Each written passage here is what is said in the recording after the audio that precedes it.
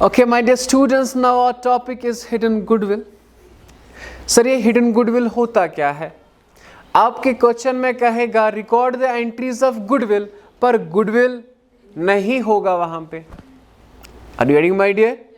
Question कहेगा record the entries of goodwill, पर goodwill वहां पे नहीं होगा. गुडविल आश्निदित किहिन. सर अगर गुडविल नहीं दिया होगा तो हम कैसे रिकॉर्ड करें? That's what you call hidden goodwill. तो आपने उस वक्त वो गुडविल निकालनी है. उसके लिए कुछ स्टेप्स आपने याद रखने हैं. सबसे पहला स्टेप मैं आपको पहले सिखाता हूँ. पहले एक लॉजिक सिखाता हूँ मैं. से हमारे एक क्वेश्चन में लिखा है C is admitted for 1/5 brings 10,000 as capital. अगर आप लफ्जी मतलब इसका समझेंगे, इस पोर्शन का लफ्जी मतलब समझेंगे, C नया पार्टनर आया, उसे हमने कितना शेयर दिया? यहाँ देखिए बेटा, या पर गोबरा, C एक नया पार्टनर आया, हमने उसे कितना शेयर दिया? 1/5. उसने कैपिटल कितना लाया? ये याद रखना.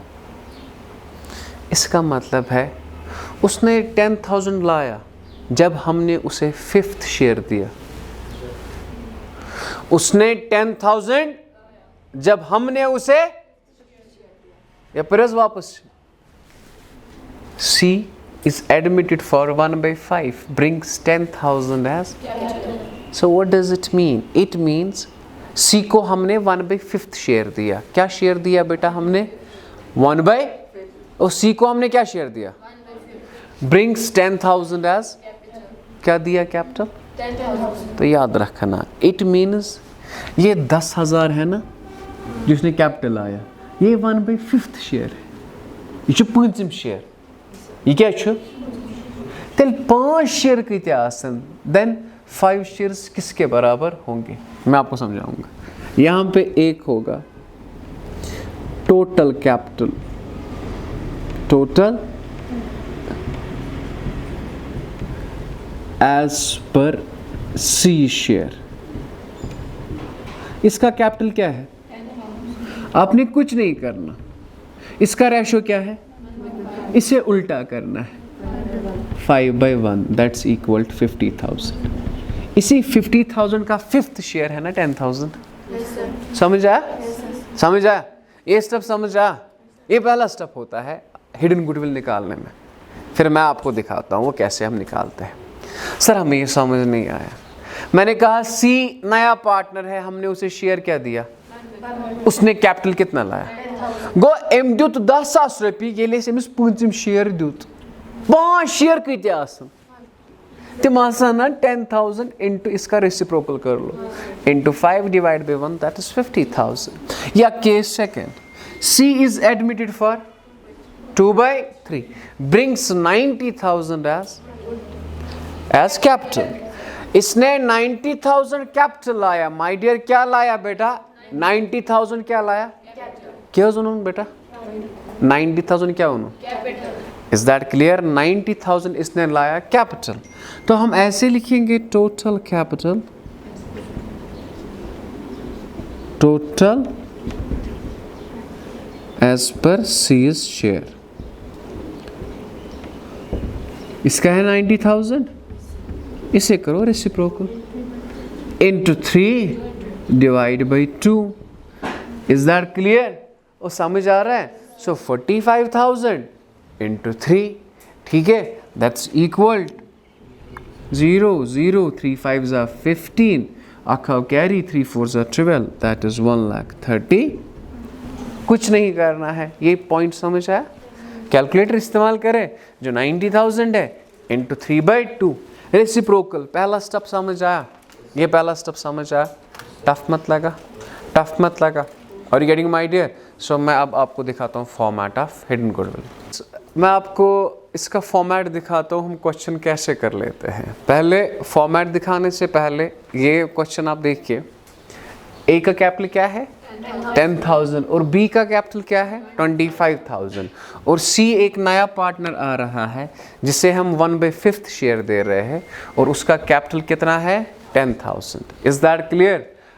Okay my dear, step first.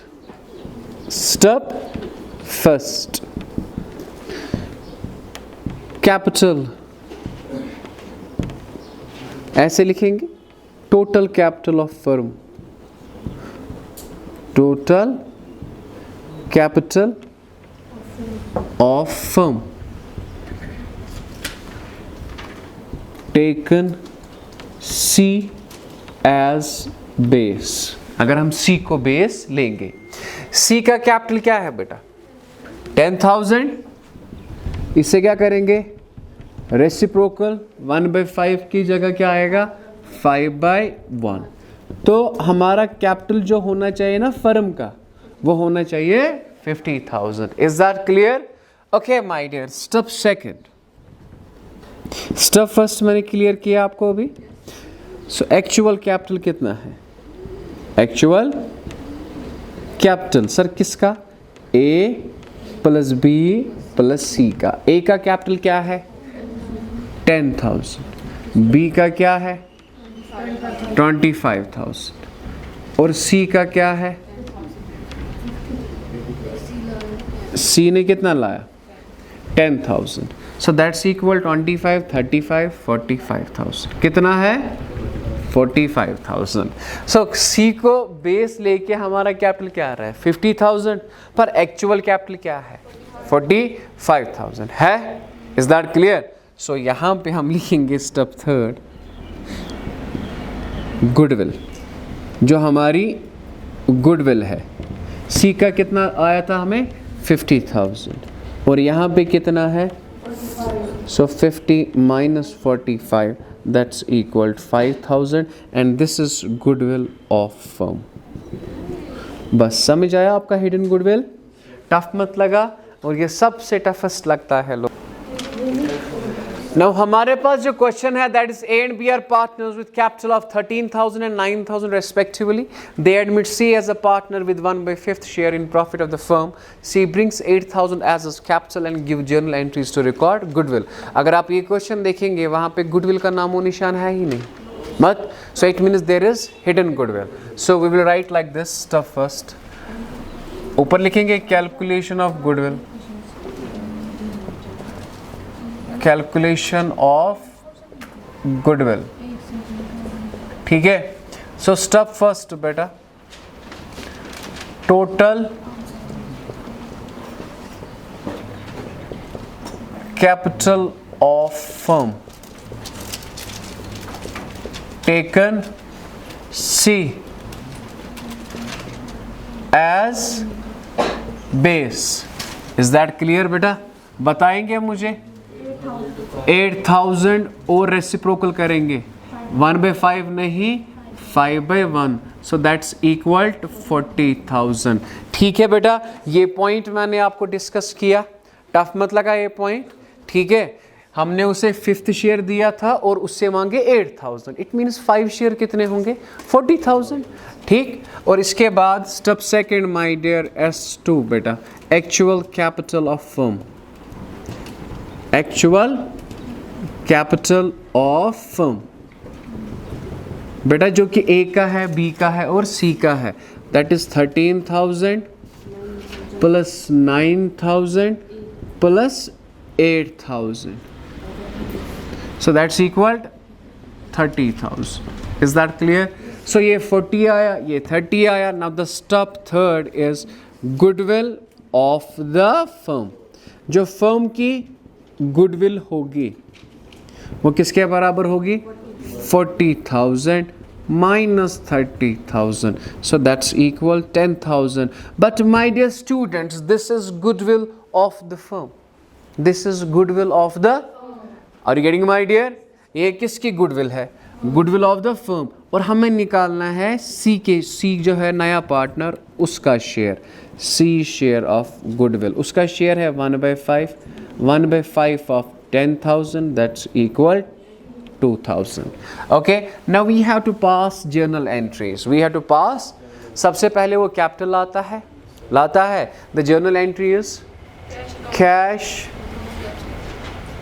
account debit. Proper format बनाएंगे आप जर्नल का।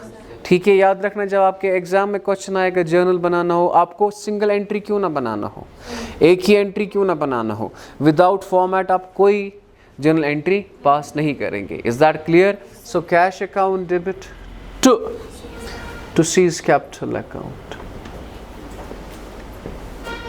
Cash account debit to C's capital account. Sir cash account debit to C's capital, capital कितना लाया था इसने? 8000। तो क्या लिखेंगे बेटा narration? Being capital and premium, sorry being capital brought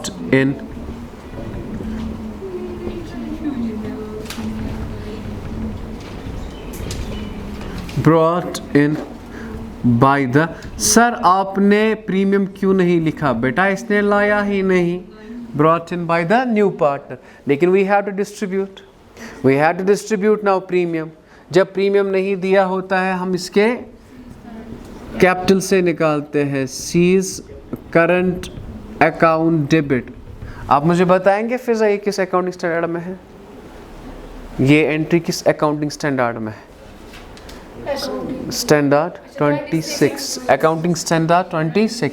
seize current account debit to A's capital account